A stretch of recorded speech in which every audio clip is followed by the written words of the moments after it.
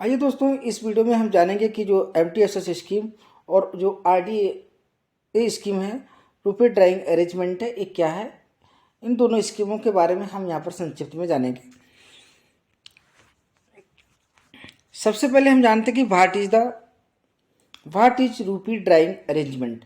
रूपी drawing arrangement क्या है। रूपी drawing arrangement is a channel. रूपी ड्राइंग एक ऐसा चैनल है जिसके माध्यम से हम क्या करते हैं, क्रॉस बॉर्डर रेमिटेंस को रिसीव करते हैं। RDA क्या है कि एक टाइप का एक चैनल है, एक माध्यम है जिसके माध्यम से हम क्रॉस बॉर्डर रेमिटेंस को रिसीव करते हैं।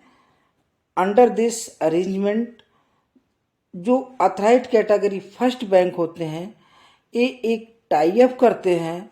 किसके साथ में टाई अप करते हैं? With the non resident exchange houses के साथ में। ठीक है, ये एक जो कैटेगरी फर्स्ट बैंक्स होती हैं,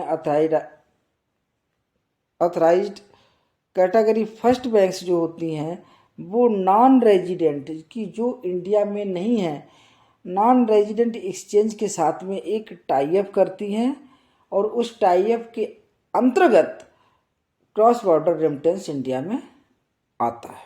ठीक है, और ये जो नॉन रेजिडेंट एक्सचेंज होते हैं, ये FATF कंप्लांट कंट्री होते हैं। यानी FATF के जो मेंबर हैं वो कंट्री होते हैं। FATF की जो गाइडलाइन है, जो दिशा निर्देश है, उन रूलों को, उस नियम, उसके दिशा निर्देशों को फॉलो करने वाले कंट्री होते हैं। What are the non resident exchange house. अब यहाँ पर कह रहा है कि नॉन रेजिडेंट जो हाउस होते हैं वो कौन से होते हैं, तो उनके बारे में हम यहाँ पे जान लेते हैं। नॉन रेजिडेंट एक्सचेंज जो हाउस होते हैं, ये एक प्रकार की कंपनी होती हैं, या हम कह सकते हैं ये फाइनेंशियल इंस्टीट्यूशंस होती हैं जो जिनको लाइसेंस मिला होता है और जिनको रेगुलेट किया जाता है कॉम्पिटेंट अथॉरिटी के द्वारा इन द सेंडिंग कंट्री। जिस कंट्री से पैसा आ रहा है इंडिया में, जिस कंट्री से इंडिया में पैसा रिमिट किया जाता है, वहाँ की ऐसी कंपनियाँ हो सकती हैं या ऐसी फाइनेंशियल इंस्टीट्यूशंस हो सकती हैं जिनको कॉम्पिटेंट अथॉरिटी से लाइसेंस मिला होता है और कॉम्पिटेंट अथॉरिटी के द्वारा उनको रेगुलेट किया जाता है। जिस कंट्री से पैसा रिमिट किया जाता है इंडिया में, उस कंट्री में। ठीक है, non resident exchange house I think समझ गए होंगे कि ये एक प्रकार की हम कह सकते हैं कंपनियां होती हैं या फाइनेंशियल इंस्टीट्यूशन हो सकती हैं जो कि जिस कंट्री से इंडिया में पैसा रिमिट किया जाता है उस कंट्री की, ठीक है, जहाँ पर उनको एक लाइसेंस मिला होता है कॉम्पिटेंट अथॉरिटी से, जो वहाँ की कॉम्पिटेंट जिस भी देश में ये इस्टेब्लिश होती हैं फाइनेंशियल इंस्टीट्यूशंस, तो वहाँ की जो कॉम्पिटेंट अथॉरिटी है वहाँ से इनको लाइसेंस मिला हुआ होता है। What are the permission needed for entering into the such arrangement. इस अरेंजमेंट के लिए क्या कोई परमिशन की ज़रूरत होती है, क्या कौन कौन सी परमिशन की ज़रूरत होती है। तो इसमें क्या है कि ओनली फर्स्ट अरेंजमेंट, जब पहली बार हम कोई अरेंजमेंट कर रहे होते हैं उस समय कैटेगरी फर्स्ट को इंटर करता है नॉन रेजिडेंट एक्सचेंज हाउसिंग के साथ में और एक क्या लेता है, परमिशन लेता है। फ्रॉम RDA रिक्वायर परमिशन, ये RBI से परमिशन लेता है फर्स्ट ट्रांजैक्शन के लिए। यानी only for the first arrangement के लिए AD कैटेगरी फर्स्ट बैंक के हैं वो एक tie up non resident houses के साथ में एक टाई अप करती हैं, उसमें इंटर करती हैं टाई अप में with approval, with permission of RBI की परमिशन के बाद में। सब्सिक्वेंटली AD बैंक्स में enter into RDA subject to the prescribed guideline and inform the RBI immediate. उसके बाद में जो भी ट्रांजैक्शन होता है तो वो इसकी जो गाइडलाइन है, दिशा निर्देश है, उनके अनुरूप होना चाहिए और अकॉर्डिंगली क्या होता है, RBI को इन्फॉर्म करना होता है। ओके, अगला है कि what are type of remittance which can be sent under RDA. RDA के अंतर्गत किस प्रकार का रिमिटेंस किया जा सकता है? तो जैसे कि हमने पहले भी कहा है कि एक क्रॉस बॉर्डर इनवर्ट रिमिटेंस होता है इस स्कीम के तहत, इस अरेंजमेंट के तहत। और ये जो होते हैं RDA is primarily on private account, ये प्राइवेट अकाउंट में रिमिटेंस होता है इंडिया में, यानी बाहर से जो रिमिटेंस आता है वो इंडिविजुअल का जो प्राइवेट अकाउंट होता है उससे संबंधित होता है। द रिमिटर जो पैसा भेजता है और जो बेनिफिशियरी है दोनों इंडिविजुअल्स होते हैं, कुछ एक्सेप्शंस को छोड़कर। Remittance through exchange housing for financing of trade transaction, अगर एक ट्रेड से संबंधित अगर कोई ट्रांजैक्शन है तो इसकी एक सर्टेन लिमिट है। The scheme is not used for cross border outward remittance from India. और ये एक ऐसा अरेंजमेंट है जिसमें विदेश से तो पैसा इंडिया में आ सकता है लेकिन इंडिया से पैसा विदेश में नहीं जा सकता है। Is there any limit on the amount of money which can be sent under RDA? कि जो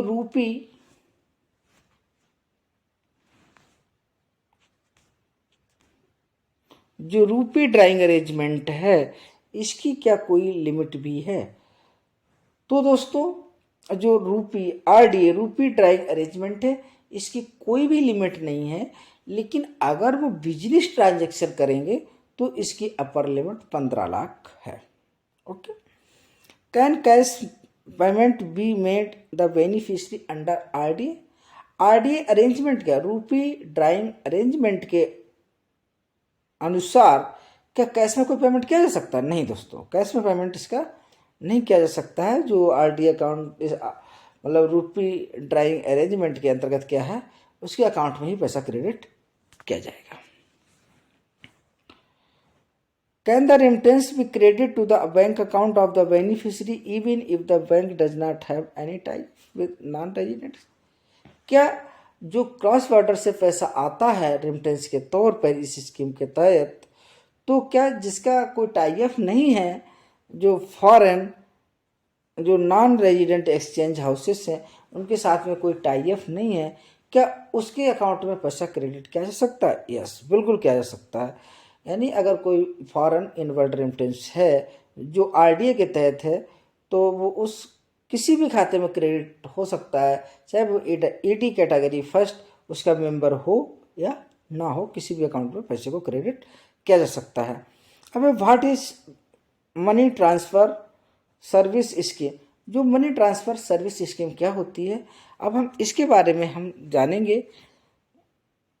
money transfer scheme is a way of transferring personal remittance from abroad to beneficiary. देखिए एमटीएसएस क्या है, देखिए वो एक माध्यम है, आरडीए क्या है, एक माध्यम है। एमटीएसएस क्या है, एक स्कीम है जिसके माध्यम से केवल वन वे ट्रांजैक्शन हो सकता है, यानी एब्रॉड से इंडिया में पैसा आ सकता है सब। अब हम कहें कि एमटीएसएस के तहत हम इंडिया से विदेश में पैसा भेज दें, हम नहीं भेज सकते। उसके लिए आपको एलआरएस स्कीम को अपनाना पड़ेगा। एलआरएस स्कीम के तहत आप इंडिया से पैसा बाहर भेजेंगे। अगर बाहर से पैसा मंगवाना है तो इसके लिए आप एमटीएसएस के माध्यम से आ सकते हैं। ओके, आगे देखिएगा, who is an overseas principal? Overseas principal कौन होता है? ओवरसीज प्रिंसिपल का मतलब है कि जिस कंट्री से हमारी कंट्री में पैसा रिमिट हो रहा है, हमारे देश में पैसा आ रहा है, तो वहाँ पर जो इसका सब कुछ अरेंजमेंट करता है, पैसा भेजने का काम करता है, तो वो वहाँ का ओवरसीज प्रिंसिपल कहलाता है। ठीक है, overseas principal should be registered entities. ये एक रजिस्टर्ड एंटिटीज होती है, इसको एक लाइसेंस मिला होता है by the central bank, central bank के द्वारा, गवर्नमेंट और financial regulatory authority of the concern country. मतलब उस देश की जहाँ से पैसा आ रहा है, उस देश की जो मेन जो सेंट्रल गवर्नमेंट है या कोई फाइनेंशियल इंस्टीट्यूशंस है, जो रेगुलेटरी अथॉरिटी वहाँ की है उससे अगर कुछ से रजिस्टर्ड होती है, उससे उसका रजिस्ट्रेशन होता है। The country of registration of the overseas should be AML कंप्लांट, कि मतलब जो कंट्री है, जिस कंट्री से उसका रजिस्ट्रेशन है, तो वो ओवरसीज प्रिंसिपल जो है वो AML एंटी मनी लॉन्ड्रिंग की जो गाइडलाइन है उसके अनुरूप होना चाहिए, यानी उसकी अंतर्गत उसको कंप्लांट, उसको मतलब पूरा करना। ठीक है। The overseas principal should obtain necessary authorisation, जो ओवरसीज प्रिंसिपल होते हैं वो क्या करते हैं, एक नेसेसरी अथराइजेशन हमारे सेंट्रल बैंक है, रिजर्व बैंक है, उसकी रिस्पेक्टिव डिपार्टमेंट से एक अथराइजेशन यानी एक अप्रूवल यानी कि एक परमिशन भी लेते हैं। Who is N Indian agent? Indian agent कौन है? इंडियन एजेंट वह एजेंट है जिनका कारोबार इंडिया के अंतर्गत है।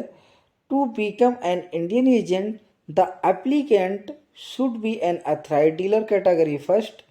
अगर जो कोई भी इंडियन एजेंट से बनना चाहता है वो कम से कम AD कैटेगरी फर्स्ट बैंक या फिर अथराइज्ड डीलर कैटेगरी सेकंड या फिर फुल फ्लेज मनी चेंजर्स या फिर डिपार्टमेंट ऑफ पोस्ट ये हो सकते हैं इंडियन एजेंट के तौर पे। Further the Indian agent can also appoint sub agent, और जो इंडियन एजेंट हैं वो अपने सब एजेंट को भी अपॉइंट कर सकते हैं। Which can be retail outlet खोलने के लिए, commercial entries having a place of business and whose bona fide acceptable to the Indian agent, कि इंडियन एजेंट जो हैं वो सब एजेंट भी बना सकते हैं। What is the permission needed for carrying out MTSS? MTSS scheme के लिए क्या परमिशन की कोई ज़रूरत होती है? यस, ज़रूरत होती है। Indian agent need permission from the regional concern office of foreign exchange management of RBI से उनको प्रॉपर जो इंडियन एजेंट होते हैं, चाहे वो कैटेगरी फर्स्ट हो, कैटेगरी सेकंड है, फुल फ्लेज मनी चेंजर्स हो या इंडियन पोस्ट मतलब पोस्ट डिपार्टमेंट ऑफ पोस्ट हो, तो वो एजेंट के तौर पे काम कर सकते हैं और वो एजेंट अपने सब एजेंट को भी अपॉइंट कर सकते हैं। ठीक है। What are the type of remittance which can be received under? तो हमने पहले भी बताया कि MTSS स्कीम के तहत केवल पर्सनल रिमिटेंस किए जा सकते हैं, कुछ एक्सेप्शंस को छोड़ करके।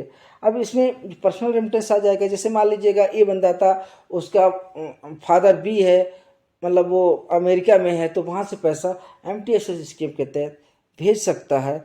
और साथ में ही जैसे मान लीजिए कोई विदेशी है, वो इंडिया में घूमने के लिए आया है, तो उसके पास पैसे ख़त्म हो गए, खर्च हो गए, तो वो अपने जो भी उसके रिलेटिव अब्रॉड में हैं तो उनसे इस स्कीम के तहत पैसे को मंगवा सकता है। Is there any limit on the amount of money which can be sent under MTSS scheme के तहत जो भी पैसा भेजा जाता है उसकी कोई लिमिट है? यस, उसकी एक लिमिट है। उसकी क्या लिमिट है? $2500 तक पैसा इसमें इस स्कीम के तहत यहाँ पर आप भेज सकते हैं। ठीक है। आगे है कि cash payment be done to the beneficiary under MTSS scheme के तहत क्या कैश में पेमेंट किया जा सकता है बेनिफिशियरी को? नहीं। बेनिफिशियरी है मतलब बाहर से जिसने पैसा भेजा है, तो जिसके खाते में पैसा जाना है या जिसको पैसा मिलना है वो बेनिफिशियरी हो गया, और बेनिफिशियरी को कैश में पेमेंट नहीं किया जा सकता है। उसको अगर पेमेंट किया जा सकता है तो केवल 50,000 तक किया जा सकता है। अगर 50,000 से ज़्यादा का पेमेंट करना है बेनिफिशियरी को तो वो उसके खाते में क्रेडिट किया जाएगा। थैंक यू दोस्तों।